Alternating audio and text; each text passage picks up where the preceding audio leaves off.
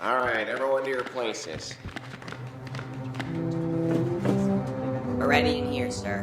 How are we in the studio? Stand by, sir. Get the lights. Yes, sir. Striking. Quiet on the set, please.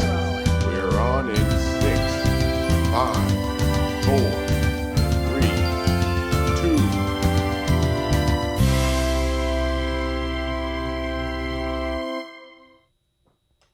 Hello and welcome to the Arlington Weekly News. We have a fantastic program for today. I'm Daniel Pineda. And I'm Inga Middleton. My name's Adele Kuo. And like I said, we have a great program today. We have our news stories and It's easy being green. And Inga, we can't forget CBB. That's right, Daniel. Thank you very much. And we also have Denise Pringle with Timon of Athens coming here. And we have the seniors. And also I'm going to do an interview of the owner of Metro 29 Diner, Peter Bota.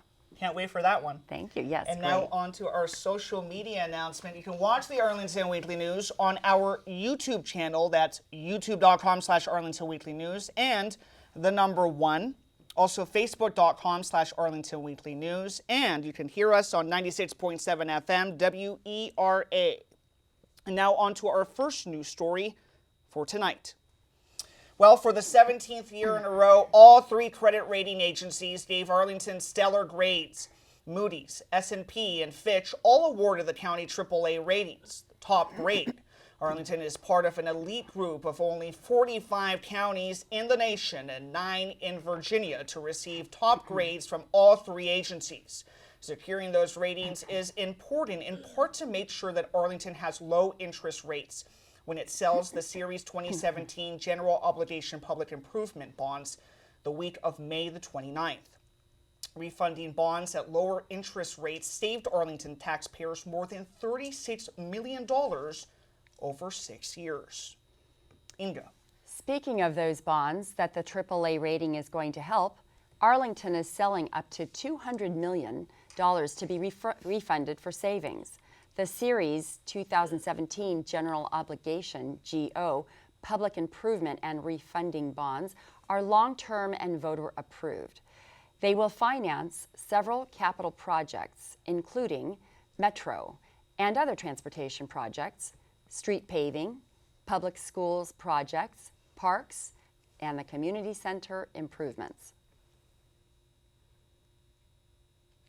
And Inga, now to our next story for tonight. If you were planning to fly instead of drive out of town for work or recreation in 2018, here's some advance notice. You're going to need 2 forms of ID. If you normally use a driver's license as your only identification to board domestic flights, then you'll have to obtain a passport, a TWIC, or Transportation Worker Identification Credential. Or you can use the federally approved Real ID.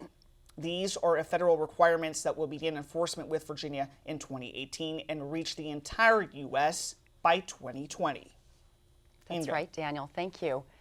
If you haven't heard of the Real ID before, you will start hearing a lot more about it in the coming years. The Real ID is the result of guidance from the 9/11 Commission in 2005. It is intended to reduce terrorist ability to gain false identification. The Real ID Act will see federal agencies phase out the use of driver's licenses and ID cards as a form of identification for any official federal agency business. Daniel. Well, Inga, now to our next story. If you think you've worked a long time at your company or know someone who stayed at theirs for decades, then compare your time with 79-year-old Cecil Exum. Exum has worked at the Marriott in Crystal City for 61 years. In his early days there, the hotel ran a hot shops with a root beer stand. Congratulations goes out to him. Wow, so many years. Very Inga. nice, yes. And now we're going on to our next segment with Adele and It's Easy Being Green. Hey, Adele. Hey there, thanks guys for the warm welcome. Joe Tree Frog and I here with another It's Easy Being Green. June is chock full of easy green events. that Joe wants you to know. So mark your calendars. Last week we covered in depth Arlington's Green Home and Garden Tour. It takes place this Sunday, June 4th from 1 to 5 p.m. Mentioned as an editor's pick in Arlington Magazine, you will gain entry and glimpse inside our area's most spectacular eco-friendly homes and gardens. It's an event you won't want to miss. The next event, learn more about water-wise gardening. The Master Gardeners of Northern Virginia invite you to a free seminar on Monday, June 5th from 7 to 8:30 p.m. at the Fairlington Community Center. Learn easy practices for having a healthy garden that you don't have to water every day, including the use of rain gardens and rain barrels. Advanced registration at mgnv.org. For more questions, call 703-228-6414 or email mgarlalex@gmail.com. And on Wednesday, June 7th, from 10 a.m. to 12:30, join fern-crazed naturalist Rachel Tolman at Scotts Run Nature Preserve for a walk and hands-on experience with ferns. While hiking off-trail a little, learn the history of these ancient plants and how they've survived in our modern world. Pick up tips on how to differentiate between common species and learn how to grow ferns at home from spores that will be collected on the hike. Registration required. Call 703-228-4747, activity number 642944-B, or register online at parks.arlingtonva.us/events/fern-4A. For more information, feel free to call Rachel Tolman at 703-228-6535. Next, the very popular Build Your Own Rain Barrel Workshop is coming back on Saturday, June 10th at the Fairlington Community Center. Rain barrels help collect your roof rainwater and store it for reuse on lawns, gardens, or washing your cars.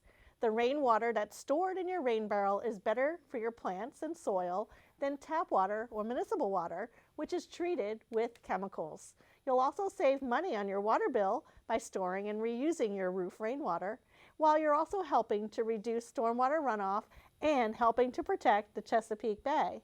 Register for the June 10th Rain Barrel Workshop at www.fairfaxcounty.gov/nvswcd/rainbarrels.htm. Lastly, Sunday, June 11th, from 1 to 5, is the 2017 Sustainable Garden Tour in the Alexandria area. It's coordinated by the Northern Virginia Soil and Water Conservation District, with special thanks to their garden tour partners, the Fairfax Master Naturalists and Fairfax County Public Schools Get to Green. So remember, it's easy being green in June with all these wonderful easy green events. Adele, so much going on. You have your hiking, hands-on ferns, rain barrels. What else? Oh my. I know, we're just missing compost, Daniel. Yeah. That should come up soon. Adele, thank you so much for that. Thank you, And now we go on to our CBB stories for tonight. Father's Day will be on Sunday, June the 18th. A special treat for mechanically inclined dads and those who love them will be in Crystal City's annual Crystal Car event. You can check out some of the earliest classic cars to futuristic high-tech vehicles in special categories such as muscle cars and electric vehicles. There will also be a bounce house, beer, and a live band. The event runs from 2 p.m. to 6 p.m. at 220 20th Street Northwest, which is near the corner of 20th and Crystal Drive. Visit the website, and that's at crystalcity.org, and search for Crystal Car for more information. Inga. Thank you, Daniel. Columbia Pike's Farmers Market is each Sunday from 9 a.m. to 1 p.m. at Pike Park, near the intersection of Columbia Pike and South Walter Reed Drive.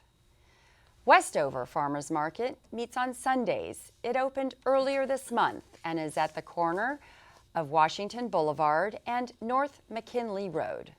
To learn more, go online to westoverfarmersmarket.org. Daniel. And Inga, if you're interested in being involved in nonprofits, the library is offering several helpful classes. That's in June. If you like to work at a nonprofit, then attend Intro to Finding Jobs at Nonprofits. That's on July the 11th. If you're exploring a specific job, such as securing grants, then you'll want to attend Intro to Writing Project Proposals to Foundations for Funding. That's on July the 10th. Related to that is Introduction to Finding Grants on June the 19th. If you're ambitious, stretch beyond just working at a nonprofit to actually creating one. Then attend Starting a Nonprofit Organization on June the 5th. A lot of great events going on here in CBB. Inga. Very exciting. Thank you, Daniel. Finally, whether you're a novice or expert strings player, you may want to give the ukulele jam a try. Anyone from teens to adults can join the ukulele jam. If you do not have your own instrument, then just borrow one from the library. The next one will be on June 14th, the second Wednesday of the month, but it will be the first Wednesday of the month from July through September. It's from 7 p.m. to 8 p.m. at Westover Branch Library. Visit library.arlingtonva.us/events for more information. Daniel. And Inga, now we're going with Denise Pringle, right? That's right. I wanted to introduce Denise Pringle with Timon of Athens. Timon of Athens at Folger Theatre is a rarely performed play by Shakespeare. Scholars have suggested that it may actually be an unfinished collaboration with Thomas Middleton and may not have been performed during Shakespeare's lifetime. Timon is a wealthy Athenian who stages lavish parties and showers his wealth on his friends. He has been warned of impending financial doom by his loyal steward, Flavius, but has ignored the warnings until it is too late and finds himself destitute. He sends Flavius to his friends, expecting that they will lend him money to reciprocate his generosity, but is denied by all of them. Outraged, he throws one last banquet to rebuke them and goes into exile in the wilderness. He is found by the philosopher Epaminondas, and they exchange bitter and cynical opinions on the greed of mankind. Amazingly, Timon discovers enough gold to resume his former position of wealth, but decides not to rejoin the ungrateful Athenians, but to destroy them and remain in isolation. Director Robert Richmond has guided rich performances from his cast. Ian Merrill Peaks takes on the role of Timon. It is an amazingly strenuous role, as Timon appears in nearly every scene of the play, and most are incredibly physically demanding. Other standouts are Eric Hissam as Epaminondas and Antoinette Robinson as Flavius, who proves to be Timon's most loyal friend, even though he is just a servant.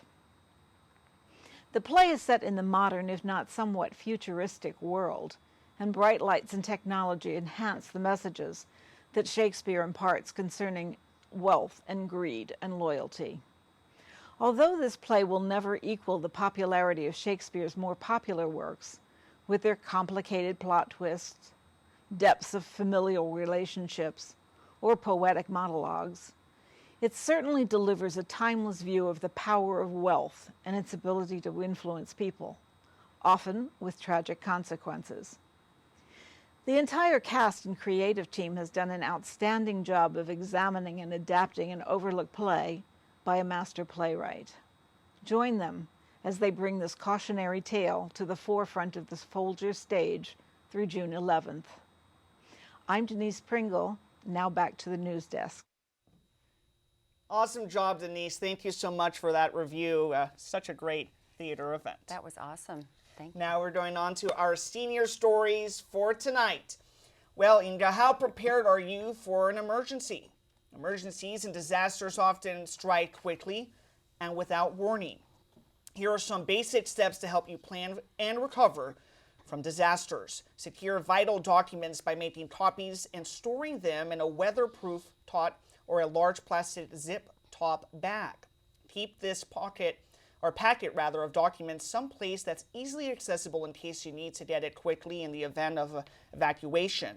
Vital documents include passports, driver licenses, voter registration cards, social security cards, health insurance cards, insurance policies, wills, lease agreements, property deeds, legal titles to homes and cars, marriage or divorce certificates, adoption papers, and other personal records. Also include important phone numbers for family members, friends, physicians, and anyone who would need to know where you are. Be sure to include an inventory of the contents of your home and take photos or videos of both the exterior and interior. Inga. Thank you, Daniel. Prepare and have ready a basic emergency supply kit that contains the essentials you would need to survive for a few days. These include water, 1 gallon per day per person, canned and dried high-calorie foods, battery-powered flashlight and radio, prescriptions and medications, toothbrush, hand sanitizer, extra clothing, blankets, 12-hour light sticks, and a whistle to alert rescue parties. Daniel. Oh, I'm sorry. Yeah, now we're going to go to the next announcement. Develop an evacuation plan that includes alternative travel routes, a standard place for keeping your car keys, and keys to the place you are going, if applicable. So get a kit, make a plan, and stay informed by visiting ready.gov/make-a-plan or createthegood.org. For a copy of the publication Disaster Preparedness for Seniors by Seniors, visit their website. That's redcross.org. Inga. Thank you, Daniel. May was Older Americans Month. 2017 marks the 33rd year of activities to recognize and celebrate significant achievements and contributions of senior citizens to the community. This year's theme is Age Out Loud, and on May 23rd, Arlington County's Area Agency on Aging honored 11 individuals and 1 organization as aging champions who personify this theme. Meals on Wheels of Northern Virginia, whose 280 volunteers delivered 40,000 daily meals to 150 residents last year, was the recipient of the first ever organizational award. The 11 individual honorees were Tom Fonseca, Elise Brooks, Charles Jackson, Brenda Cox, Peggy Jones, Jim Morris, Susan Dales, Rosemary Locke, Dan Palisi, Barbara Green, and John Hummel. To learn more about this year's Aging Champions, visit aging-disability.arlingtonva.us. And now I'd like to introduce my interview with owner of Metro 29 Diner, Peter Bota. Thank you very much. Hi, I'm Inga Middleton. We're here at Metro 29 Diner on Lee Highway in Arlington, Virginia. And I'm sitting here with Peter Bota, one of the owners of Metro 29. Hello, Peter. How are you? Hi, Inga. Thank you for coming here today. You're welcome. Thank you for having us. And you also have a co-owner of the restaurant. I do. A good, very, very good friend who I've known for many years before we got involved in this, and his name is John Canelius. Awesome. So he can't join us today, unfortunately, but I'm so glad you could be here. And tell me about the restaurant and how you were inspired to bring this to Arlington. Well, it was always my dream to have a diner, and I lived in New York and learned this business working for family, relatives, a cousin of mine. And my wife and I came down here back in 1991 with the idea and the dream to find a piece of property to build the diner, and thank God it came true. And how did you know John? Did you know him at the time? John and I were friends before, yes. We were friends for about almost 10 years before we did the diner. So he had the same dream? He did. And we did everything on a handshake. And this whole thing came together with the two of us. A handshake and a dream. Wow. and a lot of hard work once it came to fruition and once it was built, yes. And that was about 22 years ago, was We it? opened 22 years ago, yes. March 14th, 1995 Oh my was our first gosh. day in business. So tell me about the clientele. Do you have a lot of regular visitors and repeat business? Yes, we do. I have some people that eat every day here for breakfast. They come back and eat every day for dinner. Wow. Hard to imagine. I'm very appreciative of that. I have people that eat 3 or 4 times a week here, so we do have a tremendous regular group of clientele, yes. Wow, that's amazing. And I understand you have a bakery below, is that correct? Yes, we do. We make a variety of pastries, Danish, cakes. We make our own French toast. We make our own bread that we serve at the tables. So it's a big part of our business, and our baker works very hard to produce the amount of product that he comes out with. Tell me more about that bakery. You've put the window out in front by the entrance now so people can see that.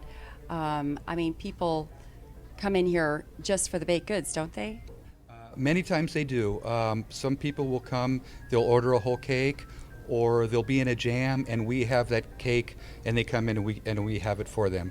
Other times people will eat their meals here and take their package up the dessert and take it home. So we have different options for them, whether they want to eat it here or whether they want to take it home. We'll be glad to package it up for them. Tell me about the rest of your menu. I know you have a huge menu, and I can't imagine what you don't have on it. The beauty of the diner is that you can come any time of the day and order breakfast, lunch, or dinner. So that it works for people. It works for families where the children want to eat one thing, mom and dad want to eat something else. The menu is extensive. We prepare a lot of food a lot of different ways, and there's something for everybody on our menu. So now, can you give me an example of your most proud entree? I'll tell you what works in the diner. The diner, you can come and get comfort food. So whatever comfort food means to you, we have it for you. Club sandwiches are very popular here. Reuben sandwiches, meatloaf. For dinner time, we make fresh seafood. We have fresh seafood. We have steaks if you're in the mood for that type of meal. You can also come at dinner time and get breakfast, which a lot of people do as well. Our breakfast that we do here is tremendous. We make French toast from scratch. We make our pancakes from scratch.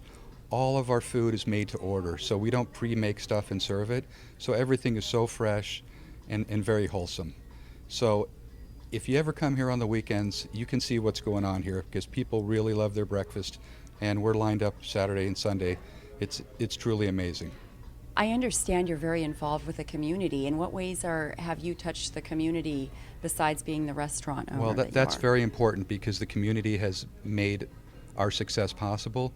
So we help out schools, we help out churches, we help out synagogues with donations for the different functions that they have, whether it's a dance, a fundraiser, helping the schools with their sports programs, helping the schools with their yearbooks. Those kinds of things are very important to the community because we are a big part of this community. I see that you offer Wi-Fi. That's a big deal because most restaurants around here don't. I was a little slow with offering Wi-Fi, Yeah. but yes, we do That's have great. it. Just one more draw to get people in here. I understand you're Greek and your partner is Greek as well. Is that correct? We are both Greek. I was Okay. born here, but my partner was born in Greece. Yes. And you have a little of that influence on the menu. We I do see. not a lot, but Uh-huh. but some. It's very good. The parts that I've seen are the parts of the Greek food that are on the menu are delicious. Thank you. And tell me about your chef. Is he? Our chef was on the show Diners, Drive-Ins, and Dives. He's been with us since we opened.